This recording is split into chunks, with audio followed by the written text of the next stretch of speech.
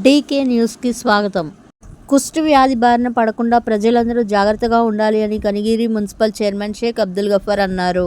ఆరోగ్య సిబ్బంది చేపట్టిన లెప్రసీ సర్వేలో కుష్టు వ్యాధిపై అవగాహన కల్పిస్తూ ఇంటింటి సర్వే కార్యక్రమాన్ని గురువారం కనిగిరి పట్టణంలోని ఇందిరా కాలనీ 20వ వార్డులో పరిశీలించారు.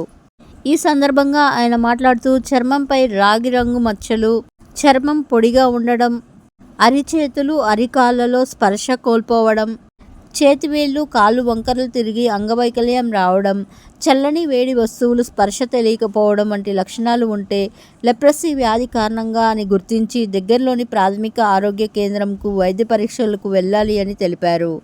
ప్రస్తుత పరిస్థితులలో లెప్రసీ వ్యాధి నివారణకు ఆధునిక వైద్య చికిత్స ద్వారా సత్ఫలితాలు వస్తున్నాయని అన్నారు. ఈ కార్యక్రమంలో ఏఎన్ఎంలు రాణి, ఆశా కార్యకర్త సుకన్య, విజేత కళాశాల అధినేత అరుణోదర్, స్థానిక ప్రజలు తదితరులు పాల్గొన్నారు. Thank you for watching.